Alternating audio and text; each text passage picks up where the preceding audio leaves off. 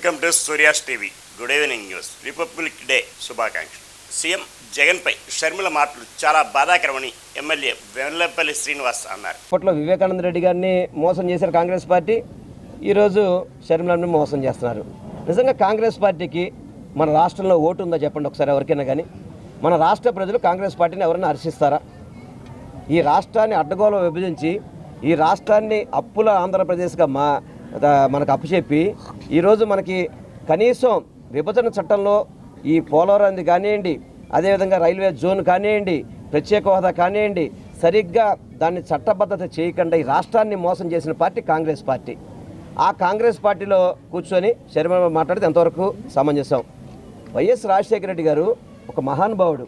అటువంటి వ్యక్తి కాంగ్రెస్ పార్టీని కేంద్రంలో ఇటు రాష్ట్రంలో అధికారం తీసుకొస్తే అతని మీద ఎఫ్ఐఆర్లో అతని పేరు పెట్టడం అనేది, చనిపోయిన వ్యక్తి మీద పేరు పెట్టడం అనేది సమంజసమా? ఈరోజు షర్మిలమ్మ వచ్చేసి సోనియా గాంధీ గారికి తెలియదు అంటాను. అంటే సోనియా గాంధీ గారికి తెలియకుండా కేసులు పెడతారా? 16 నెలలు జగన్మోహన్ రెడ్డి గారిని జైల్లో పెట్టింది వాస్తవం కాదా? జగన్మోహన్ రెడ్డి గారిని తప్పు చేశారా? ఎప్పుడైనా ఆయన అధికారం అనుభవించాడా?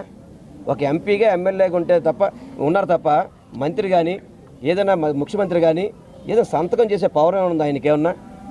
అటువంటి వ్యక్తిని తీసుకొచ్చి 16 నెలలు జైల్లో పెడితే షర్మిలమ్మ ఎట్లా మాడతావు నువ్వు, అసలు ఆ పార్టీలో ఎలా చేరావమ్మ నువ్వు అసలుకి? ఈరోజు వైఎస్ఆర్ అభిమానులందరూ కూడా బాధపడుతున్నారు. షర్మిలమ్మ ఈ విధంగా స్వార్థపరాలు అవుతుందని చెప్పి ఎవరు అనుకోవాలి, ఎవరు కూడా. దయచేసి విజయవాడ విఎంసి కార్యాలయంలో శుక్రవారం 75వ గణతంత్ర దినోత్సవం ఘనంగా నిర్వహించారు.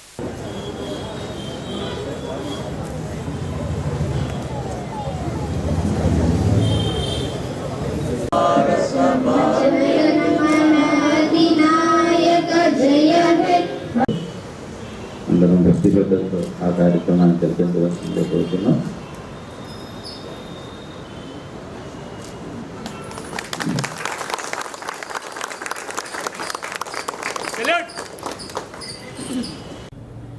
మహాత్మా గాంధీజీ వల్ల వచ్చింది, బట్ కానీ మనకి republic, India as a republic doctor BR Ambedkar వల్ల వచ్చింది.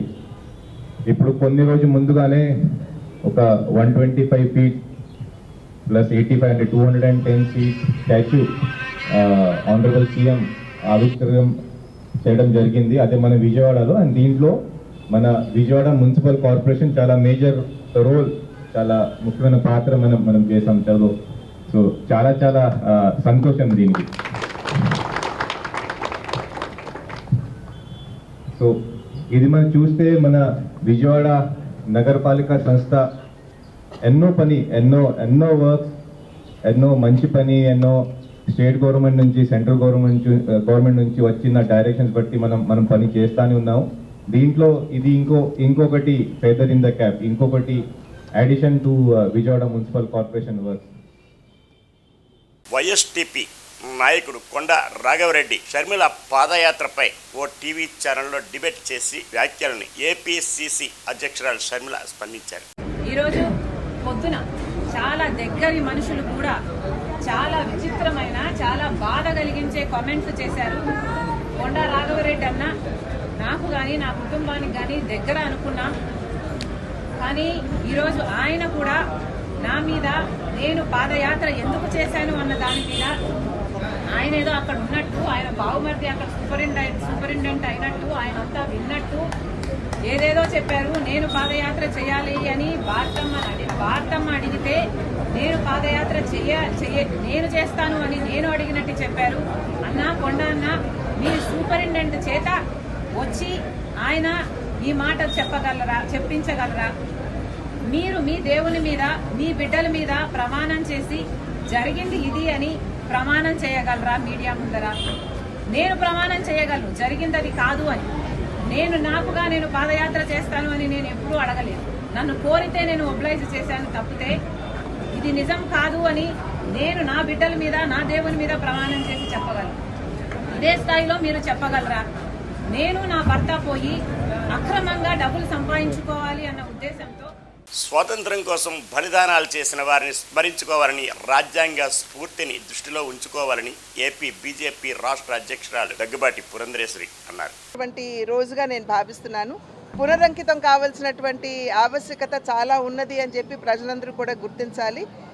నిజం చెప్పాలంటే ఈ రోజున మన దేశ స్వాతంత్రానికి బలిదానం చేసినటువంటి ఎందరో మహనీయుల్ని స్మరించుకుంటూ వారికి నివాళులు అర్పించవలసినటువంటి రోజు మాత్రమే కాదు, రాజ్యాంగ స్ఫూర్తి ఏదైతే ఉందో, సహభాతృత్వం కావచ్చు, సమసమాజ స్థాపన కావచ్చు, అందరికీ సమానత్వం అందించడం కావచ్చు, స్వాతంత్రం కావచ్చు, వాటన్నిటినీ కూడా దృష్టిలో పెట్టుకుని తిరిగి మనం ఆ స్ఫూర్తికి పునరంకితం అవ్వాల్సినటువంటి ఆవశ్యకత చాలా ఉంది. మరి ఈరోజు భారతీయ జనతా పార్టీ ఆది నుండి కూడా ఏదైతే రాజ్యాంగ స్ఫూర్తి ఉన్నదో, దేశంలో ఉన్నటువంటి పేద ప్రజలకి అదేవిధంగా అన్ని వర్గాల వారికి న్యాయం చేయాలి అనేటువంటి ఆలోచనతోటి రాజ్యాంగ స్ఫూర్తికి అనుగుణంగా అంత్యోదయ అనేటువంటి ఒక మూల సిద్ధాంతం ఏదైతే ఉందో దాన్ని ముందుకు తీసుకుని వెళ్తూ ఈరోజు మన ప్రధాని నరేంద్ర మోడీ గారు ఏ విధంగా ఆ అంత్యోదయ అనేటువంటి స్ఫూర్తి నుండి, అది మాత్రమే కాకుండా రాజ్యాంగం యొక్క స్ఫూర్తి నుండి వారు స్ఫూర్తి పొందుతూ సబ్కే సాత్ సబ్కా వికాస్ అనేటువంటి నినాదంతో వారు ముందుకు వచ్చారో ప్రజలందరూ కూడా గమనిస్తున్నారు అని చెప్పి మేము భావిస్తున్నాము. ఈ యొక్క నినాదం ఏదైతే ఉందో సబ్కే సాత్ సబ్కా వికాస్ అన్నది అది కేవలం నినాదం మాత్రమే కాదు, భారతీయ జనతా పార్టీ విశ్వాసం కూడా. ఎందుకంటే మరి అధికారంలోకి వచ్చిన నాటి నుండి నేటి వరకు కూడా భారతీయ జనతా పార్టీ నాయకత్వంలో ఉన్న కేంద్ర ప్రభుత్వం ప్రవేశపెట్టినటువంటి పథకాలు కావచ్చు, చేపట్టినటువంటి కార్యక్రమాలు కావచ్చు, అవన్నీ చూసినట్లయితే సమాజంలో అందరికీ న్యాయం చేయాలి అనే కేశినేని నాని కొండపర్వ గట్టు వద్ద ప్రత్యేక పూజలు నిర్వహించి ఎన్నికల శంఖారావు ప్రారంభించారు. చంద్రబాబుపై విజయవాడ ఎంపీ నాని రాజకీయ విమర్శ చేశారు. రాబోయే రోజుల్లో జరిగేటువంటి గొప్ప రాజకీయ పరిణామానికి తిరువురు వేదిక అయింది. ఏమైంది మీడియా మిత్రులు తెలుసా, చంద్రబాబు నాయుడు రాజకీయ సమాధికి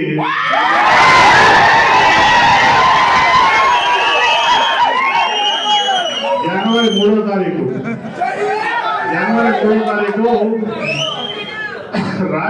చంద్రబాబు నాయుడు యొక్క రాజకీయ సమాధికి తిరువూరులో పునాది పడింది.